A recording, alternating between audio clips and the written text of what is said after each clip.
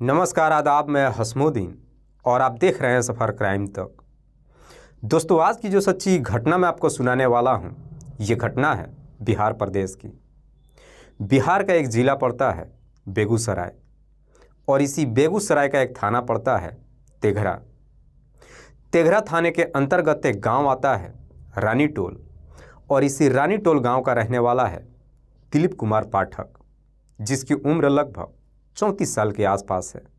दिलीप की पत्नी का नाम है काजल उर्फ कंचन। कंचन जिसकी उम्र है लगभग 30 साल के आसपास।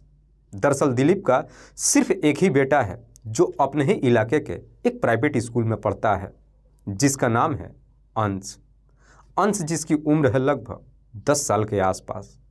दरअसल दिलीप, जो कि मूल रूप से समस्तीपुर जिले का रहने वाला है और प्रॉपर्टी डीलिंग का काम करता है। दरअसल प्रॉपर्टी डीलिंग का जब काम करता है, इसमें अपनी वो सारा जमा पूंजी लगा देता है और बिजनेस ठप हो जाता है, जिसकी वजह से दिलीप पैसों का मोहताज हो जाता है। इसीलिए दिलीप अपनी पत्नी और बेटे को अपने ससुराल रानी टोल भेज देता है और फिर इंतज़ार करने लगता है कि जब तक उसकी स्थिति सुधर नहीं जाती है तब तक वो अपनी पत्नी और बच्चे को घर वापस नहीं लाएगा। इसीलिए बीच बीच में दिलीप कभी कभार अपनी पत्नी और बच्चे से मिलने के लिए अक्सर अपने ससुराल रानी टोल भी आते जाते रहता है। दरअसल कुछ ही दिन पहले दिलीप जो अपने ससुराल पत्नी और बच्चे से मिलने के लिए आया था, बात कर रहा हूँ मैं 27 सितंबर के शाम के करीब 6 बजे के आसपास। दरअसल दिलीप अपनी बाइक लेकर के जब घर से निकलता है तो अपनी पत्नी से कहता है कि मैं चौरा बाजार जा रहा हूँ बेटे के कॉपी खरीदने के लिए। लेकिन देर रात तक भी जब घर वापस नहीं आता है तो कंचन अपने पति के नंबर पर फ़ोन करती है, पर अब दिलीप का नंबर स्विच ऑफ बताने लगता है। रात्रि के लगभग 11 बज जाता है। 11 बजे तक भी दिलीप जब घर वापस नहीं आता है तो आखिरकार कंचन अपने ससुराल समस्तीपुर में अपने देवर विनीत के नंबर पर फ़ोन करती है और फिर उससे सवाल करती है कि क्या तुम्हारे भैया वहाँ पर तो नहीं गए हैं।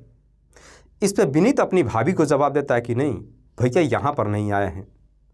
तब जाकर के कंचन अपने देवर विनीत से कहती है कि दरअसल तुम्हारे भैया शाम के करीब 6 बजे के आसपास बाइक लेकर के मार्केट में गए थे, लेकिन अभी तक घर वापस नहीं आए हैं और मैं उनके नंबर पर फ़ोन कर रही हूँ तो नंबर भी स्विच ऑफ बता रहा है। कंचन जब ये सारी बातें अपने देवर से बताती है तो इसे सुनने के बाद विनीत को भी बड़ा अजीब सा लगता है कि आखिरकार भैया बिना किसी को कुछ बताए कहाँ चले गए। इसीलिए विनीत खुद भी अपने बड़े भाई के नंबर पर फ़ोन करता है, पर अभी भी दिलीप का नंबर स्विच ऑफ ही बताता है। चूँकि रात काफ़ी हो चुकी थी, इसीलिए विनीत सोचता है कि इतनी रात को तो कुछ हो नहीं सकता है। जैसे तैसे करके पूरी रात गुजारता है और आखिरकार अगले दिन 28 नवंबर को सुबह सुबह ही अपने भाई के बारे में पता लगाने के लिए उसके ससुराल रानी टोल के लिए निकल जाता है। लेकिन जब रानी टोल में पहुंचता है तब उसे मालूम चलता है कि दरअसल रानी टोल के पास ही बूढ़ी गंडक नदी किनारे एक व्यक्ति का डेड बॉडी पड़ा हुआ है। इस बात की जानकारी जब विनीत को मालूम चलता है तो विनीत भी उस डेड बॉडी को देखने के लिए उस नदी के किनारे पहुंच जाता है, जहां पे पहले से ही काफ़ी लोग मौजूद थे। विनीत जब जाकर के उस डेड बॉडी को देखता है तो वो डेड बॉडी औधे मुँह पड़ी हुई थी। विनीत जब उस डेड बॉडी को सीधा करता है तो देखने के बाद जोर जोर से रोने लगता है। दरअसल मरने वाला व्यक्ति कोई और नहीं बल्कि विनीत का ही बड़ा भाई दिलीप था। आखिरकार दिलीप की पहचान हो जाती है। उसके बाद से विनीत तुरंत ही अपनी भाभी के नंबर पर फ़ोन करता है और सारी बात बताता है। इधर कंचन को जब मालूम चलता है कि किसी ने उसके पति की हत्या कर दिया है, उसके घर में कोहराम सा मच जाता है। उसके बाद से कंचन भी अपने बेटे को लेकर जब घटनास्थल पर पहुंचती है तो अपने पति की डेड बॉडी से लिपट कर चीख चीख करके रोने लगती है। उसके बाद से इस बात की जानकारी पुलिस को दी जाती है। पुलिस को जैसे ही सूचना मिलती है, पुलिस फौरन अपने टीम के साथ जब घटनास्थल पर पहुंचती है तो सबसे पहले डेड बॉडी को चेक करती है तो मालूम चलता है कि दिलीप के गर्दन के पीछे साइड में किसी तेजधार हथियार को चलाया गया था। हालांकि पुलिस जब घटनास्थल की मुआयना करती है तो वहां पे पूजा की कुछ सामग्री भी पड़ी हुई थी, जिसे देख करके पुलिस अंदाज़ा लगाती है कि शायद दिलीप यहाँ पे पूजा पाठ करने के लिए आया होगा और जब अपने पूजा में मग्न होगा तभी कोई पीछे से आकर उसके गर्दन पे वार कर दिया होगा। पुलिस उस डेड बॉडी को अपने कब्जे में लेने के बाद पोस्टमार्टम के लिए तो भेज ही देती है, साथ ही साथ जो वहाँ पे पूजा की सामग्री पड़ी हुई थी उन सबको अपने कब्जे में ले लेती है। उसके बाद से पुलिस दिलीप के भाई विनीत से सवाल करती है कि क्या दिलीप का किसी के साथ कोई दुश्मनी था। इस पे विनीत पुलिस वालों को जवाब देता है कि नहीं साहब, मेरे भाई का किसी के साथ कोई दुश्मनी नहीं था। दिलीप की पत्नी कंचन भी सेम यही जवाब पुलिस वालों को देती है। उसके बाद से पुलिस विनीत के तहरीर पे धारा 302 के तहत अज्ञात अपराधियों के विरोध में मुकदमा दर्ज कर लेती है और फिर इस केस की जांच पड़ताल शुरू कर देती है। दरअसल पुलिस अपनी तमाम कोशिश तो कर लेती है, पर बावजूद इसके पुलिस के हाथ कुछ भी नहीं मिलता है। पर जैसे ही कुछ दिन का समय गुजरता है, एक दिन एक खबरी थाने में जाता है और पुलिस वालों से कहता है कि साहब, पड़ोसियों से मालूम चला है कि दिलीप और उसकी पत्नी के बीच में काफ़ी मनमुटाव चल रहा था। हालांकि पुलिस जब इस केस की जांच पड़ताल कर रही थी तो दिलीप की पत्नी कंचन को देख करके पुलिस को भी लग रहा था कि कंचन को अपने पति के मौत का थोड़ा भी गम नहीं है। खबरी जैसी इस तरह की बातें पुलिस से कहता है, उसके बाद से पुलिस अब सच्चाई पता लगाने के लिए दिलीप के साथ साथ उसकी पत्नी कंचन के भी मोबाइल नंबर का कॉल डिटेल्स निकालती है। पुलिस जब कंचन के मोबाइल नंबर का कॉल डिटेल्स चेक करती है तो उसमें एक ऐसा नंबर मिलता है जिसे देखने के बाद खुद पुलिस भी एकदम से चौंक जाती है। दरअसल कंचन एक ही नंबर पे 1.5 महीनों के अंदर लगभग 1300 बार कॉल की थी। पुलिस जब उस नंबर का डिटेल्स निकालती है तो मालूम चलता है कि वो नंबर किसी लक्ष्मण कुमार पासवान के नाम पर रजिस्टर्ड है। लक्ष्मण जिसकी उम्र है लगभग 21 साल, जो इसी तेघरा थाने के अंतर्गत रतगांव का रहने वाला है। पुलिस को जब लक्ष्मण का डिटेल्स मिल जाता है, उसके बाद से पुलिस अब लक्ष्मण के घर पे जाती है और फिर उसे गिरफ्तार करके थाने में लेकर आ जाती है। पुलिस जब लक्ष्मण से दिलीप की हत्या के बारे में पूछताछ करती है तो लक्ष्मण भी पुलिस वालों के सामने ज़्यादा देर तक नहीं टिक पाता है और आखिरकार अपनी सच्चाई कबूल कर लेता है और पुलिस वालों से कहता है कि हाँ साहब, दिलीप की हत्या मैंने ही किया है, लेकिन दिलीप की हत्या करने के लिए खुद उसकी पत्नी कंचन ने ही मुझसे बोली थी। लक्ष्मण जब कंचन का नाम लेता है, उसके बाद से पुलिस अब लक्ष्मण के ही तहरीर पे कंचन के घर पे जाती है और कंचन को भी गिरफ्तार कर लेती है। हालांकि पुलिस जब कंचन को गिरफ्तार करके थाने में लेकर आती है और जब कंचन थाने के अंदर लक्ष्मण को देखती है तो देखने के बाद तुरंत ही समझ जाती है कि सारा मामला ओपन हो चुका है। इसीलिए पुलिस जब कंचन से पूछताछ करती है तो कंचन भी बिना किसी शक्ति दबाव के तुरंत ही अपना जुर्म कबूल कर लेती है।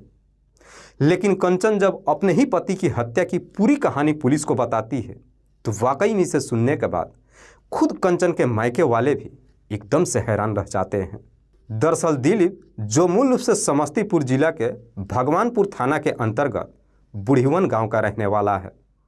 दिलीप के पिता का नाम है अनिल पाठक। दरअसल अनिल पाठक के टोटल 4 बेटे हैं, जिसमें सबसे बड़ा बेटा दिलीप ही है। दिलीप जब जवानी की दहलीज पे कदम रखता है, उसके बाद से दिलीप प्रॉपर्टी डीलिंग का काम शुरू करता है। जब काम की शुरुआत करता है, शुरू में वो ठीक ठाक पैसा कमाता है और जब अपने पैर पे खड़ा हो जाता है, घटना से करीब ठीक 12 साल पहले दिलीप की शादी रानी टोल की रहने वाली कंचन से हो जाती है। कंचन जब शादी करके अपने ससुराल में जाती है तो शादी के ठीक 2 साल के बाद ही एक बेटे को जन्म देती है, जिसका नाम अंश रखते हैं। लेकिन शादी के जैसे ही 10 साल का समय गुजरता है, दिलीप को अपने प्रॉपर्टी डीलिंग में इतना काफ़ी नुकसान होता है कि वो पूरी तरीके से बर्बाद हो जाता है। दरअसल दिलीप जो पैसों के मोहताज हो जाता है।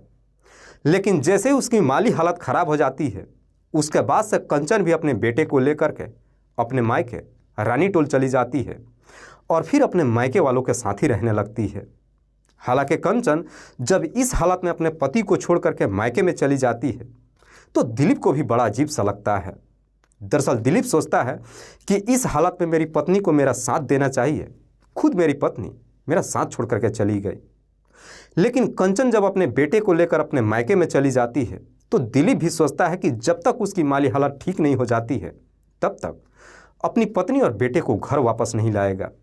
इस बीच में अक्सर दिलीप अपने ससुराल जाकर के पत्नी और बेटे से मुलाकात करते रहता है। इधर कंचन जब अपने बेटे को लेकर के मायके में आ जाती है तो फिर अपने मायके के एक प्राइवेट स्कूल में उसका दाखिला भी करा देती है। अंश जब इस स्कूल में पढ़ने के लिए जाता है और वहाँ से पढ़कर जब अपने घर पे आता है, जो उसे होमवर्क मिलता है उसे सही तरीके से नहीं कर पाता है। हालांकि कंचन भी पढ़ी लिखी थी, लेकिन इतना ज़्यादा पढ़ी लिखी नहीं थी कि वो अपने बेटे की मदद कर सके। इसीलिए कंचन अपने घर पे एक होम ट्यूटर को रख लेती है जिसका नाम है लक्ष्मण कुमार पासवान। दरअसल उसके बाद से लक्ष्मण कंचन के घर पे जाता है और उसके घर पे ही उसके बेटे को ट्यूशन देने लगता है। लक्ष्मण जब भी कंचन के घर पे उसके बेटे को पढ़ाने के लिए जाता है तो उससे काफ़ी लाड प्यार भी करता है, जिसे देख करके कंचन को भी काफ़ी अच्छा लगता है। दरअसल लक्ष्मण जब कंचन के घर पे जाता है तो इतने बेहतर तरीके से पेश आता है कि कुछ ही महीनों के बाद आखिरकार वो भी घर के एक सदस्य की तरह बन जाता है। लेकिन एक दिन लक्ष्मण जब अंश को पढ़ाने के लिए उसके घर पे जाता है तो देखता है कि कंचन काफ़ी उदास है। लक्ष्मण जब इस बारे में कंचन से पूछताछ करता है तो कंचन भी अपनी सारी कहानी लक्ष्मण से बता देती है। दरअसल लक्ष्मण जब कंचन की सारी कहानी को सुनता है तो सुनने के बाद भावनाओं में बह जाता है। कंचन रोते हुए लक्ष्मण से कहती है कि क्या तुम मुझे भी किसी स्कूल में नौकरी दिलवा सकते हो। लक्ष्मण कंचन से वादा कर लेता है और फिर इलाके के ही एक नर्सरी स्कूल में उसे टीचर की नौकरी दिलवा देता है। कंचन को जब नौकरी मिल जाती है उसके बाद से अब कंचन भी लक्ष्मण के एहसानों तले दब जाती है, जिसकी वजह से लक्ष्मण और कंचन दोनों एक दूसरे के इतने करीब आ जाते हैं कि आखिरकार दोनों के बीच में प्रेम प्रसंग शुरू हो जाता है। और जैसे ही दोनों के बीच में प्रेम प्रसंग शुरू होता है आखिरकार 2 महीनों के बाद ही मंदिर में जाकर दोनों शादी भी कर लेते हैं। लेकिन कंचन जब लक्ष्मण से शादी करती है इस बात की जानकारी ना तो उसके मायके वालों को मालूम चलता है और ना ही उसके पति को। लेकिन तब तक कंचन का बेटा अंश भी 9 साल का हो चुका था और अच्छे बुरे की पहचान भी कर सकता था। दरअसल अपनी माँ और लक्ष्मण को जब एक दूसरे को करीब देखता है तो अंश को भी समझने में देर नहीं लगता है कि कुछ गड़बड़ है। इसीलिए अंश एक दिन ये सारी बातें अपने पापा को बता देता है। इधर दिलीप को जब मालूम चलता है, दिलीप जब अपने ससुराल में जाता है तो अपनी पत्नी से लक्ष्मण के बारे में पूछताछ करता है। लेकिन कंचन भी अपने पति से झूठ बोलते हुए कहती है कि जो भी तुम्हें मालूम चला है सब झूठ है। दरअसल लक्ष्मण जो सिर्फ घर पे बेटे को पढ़ाने के लिए आता है और लक्ष्मण को परिवार वाले भी बेहतर तरीके से जानते हैं। उस दिन तो कंचन कैसे भी तिरिया चरित्र करके अपने पति को समझा तो लेती है, लेकिन बावजूद इसके दिलीप को अपनी पत्नी के ऊपर शक हो जाता है, जिसकी वजह से वो अपनी पत्नी के ऊपर नज़र रखना शुरू कर देता है। इधर कंचन भी लक्ष्मण के नंबर पर फ़ोन करके कह देती है कि जब तक मेरा पति घर पे है तब तक तुम बेटे को पढ़ाने के लिए मत आना। जिस वजह से लक्ष्मण भी अब कंचन के घर पे नहीं जाता है। लेकिन दिलीप जब अपनी पत्नी के ऊपर निगरानी रखना शुरू कर देता है, इस वजह से कंचन और लक्ष्मण चाह करके भी एक दूसरे से मुलाकात नहीं कर पाते हैं। पर जैसे ही कुछ दिन का समय गुजरता है आखिरकार दोनों एक दूसरे के बगैर रह भी नहीं पाते हैं। इसीलिए एक दिन कंचन लक्ष्मण के नंबर पर फ़ोन करती है और उसे समझाते हुए कहती है कि जब तक मेरा पति जिंदा है तब तक हम दोनों एक नहीं हो सकते हैं। इसीलिए मैं चाहती हूँ कि तुम मेरे पति को मार दो। कंचन जब अपने ही पति को मारने के लिए लक्ष्मण से कहती है तो लक्ष्मण भी इस काम को करने के लिए तैयार हो जाता है। लेकिन दिलीप को इस दुनिया से हटाने के लिए दोनों ही मिल करके एक बड़ी ही ज़बरदस्त तरीके से प्लान बनाते हैं। दरअसल दिलीप जो कंचन को पहले कभी देखा ही नहीं था, एक दिन कंचन अपने पति से झूठ बोलते हुए कहती है कि मैं एक ऐसे बाबा को जानती हूँ जो एक दिन मुझसे बता रहे थे कि अगर तुम ये पूजा करती हो तो इस पूजा से तुम्हारे घर की सारी परेशानियाँ ही दूर नहीं हो जाएगी, बल्कि घर में लक्ष्मी की बरसात भी होगी और जहाँ पे तुम पूजा करोगी पूजा पे ही तुम्हें 25,000 रुपया भी मिल जाएगा। इसीलिए मैं चाहती हूँ कि आप वो पूजा एक बार कर लीजिए। चूँकि दिलीप की भी इधर माली हालत काफ़ी ख़राब हो चुकी थी, इसीलिए दिलीप अपनी पत्नी की बातों में आ जाता है। उसके बाद से अपने षड्यंत्र के तहत ही कंचन एक दिन मार्केट में जाती है और मार्केट से एक तेज धार हथियार को खरीद कर लाती है और उस हथियार को दिलीप के बाइक के डिक्की में छिपा देती है और फिर अपने पूरे प्लान के बारे में लक्ष्मण से बता देती है। उसके बाद से लक्ष्मण भी एक सही मौके का इंतजार करने लगता है। 27 नवंबर को शाम के करीब 5 बजे के आसपास दिलीप जब अपनी बाइक लेकर के बेटे के लिए कॉफ़ी खरीदने के लिए चौरा बाजार के लिए जब निकलता है, उसके बाद से कंचन भी लक्ष्मण के नंबर पर फ़ोन करती है और कहती है कि शिकार घर से निकल चुका है, तुरंत ही चौरा बाजार में जाओ और जाकर उससे मुलाकात करो। जब ये सारी बातें बता देती है उसके बाद से लक्ष्मण भी पंडित का रूप बना लेता है और जाकर के चौरा बाजार में दिलीप से मुलाकात करता है और उससे कहता है कि मैं वही पंडित हूँ जिसके बारे में तुम्हारी पत्नी ने बताई थी। जब अपना परिचय देता है उसके बाद से दिलीप भी लक्ष्मण की बातों में आ जाता है। लक्ष्मण उसी वक्त ही दिलीप से कहता है कि क्यों ना उस पूजा को आज ही कर लेते हैं। दिलीप इसके लिए भी तैयार हो जाता है। उसके बाद से लक्ष्मण दिलीप के ही बाइक पर बैठ करके उसे एक मार्केट में लेकर के जाता है और वहाँ से पूजा की सामग्री खरीदवा लेता है। सारा सामान खरीदने के बाद इसी रानी टोल के पास बूढ़ी गंडक नदी के किनारे लेकर के जाता है और कहता है कि पूजा करना शुरू करो। पूजा की जब शुरुआत होती है, सारी विधि विधान जब हो जाती है, उसके बाद से लक्ष्मण दिलीप से कहता है कि अपनी आंखें बंद करके लगभग 15 मिनट तक साधना करो। जैसे ही 15 मिनट के बाद तुम अपनी आंखें खोलोगे 25,000 रुपया तुम्हें यहीं का यहीं मिल जाएगा। दिलीप भी लक्ष्मण की बात मान जाता है और फिर अपनी आंखें बंद कर लेता है। जैसे ही अपनी आंखें बंद कर लेता है उसके बाद से लक्ष्मण जा कर के दिलीप की बाइक के डिक्की के अंदर से उस तेजधार हथियार को निकाल करके लाता है और उसी हथियार से दिलीप के गर्दन पे पीछे से वार कर देता है, जिसकी वजह से दिलीप की घटनास्थल पे ही मौत हो जाती है। दिलीप की जब मौत हो जाती है उसके बाद से लक्ष्मण दिलीप का मोबाइल स्विच ऑफ कर लेता है। उस हथियार को अपने पास रखने के बाद दिलीप की ही बाइक लेकर के वहाँ से निकलता है और रास्ते में ही हथियार के साथ साथ उस मोबाइल को भी फेंक देता है और सीधे रात्रि के करीब 11 बजे के आसपास कंचन के घर पे पहुंच जाता है। दरअसल कंचन भी जो काफ़ी बेसब्री से लक्ष्मण का इंतजार कर रही थी। लक्ष्मण जब कंचन के घर पे पहुंचता है तब तक कंचन के घर के सारे सदस्य गहरी नींद में सो चुके थे। कंचन लक्ष्मण को लेकर के सीधे अपने कमरे में जाती है और फिर अपने पति के मौत पे जश्न भी मनाती है।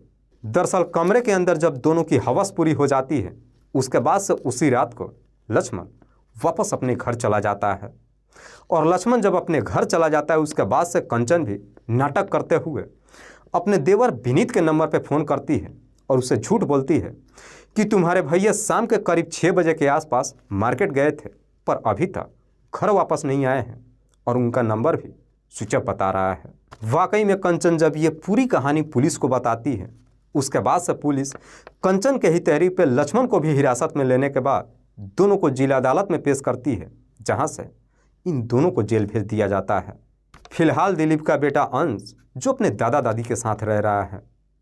दोस्तों, इस पूरी घटना के बारे में आप क्या सोचते हैं? आप अपनी राय हमें कमेंट बॉक्स में ज़रूर दीजिएगा।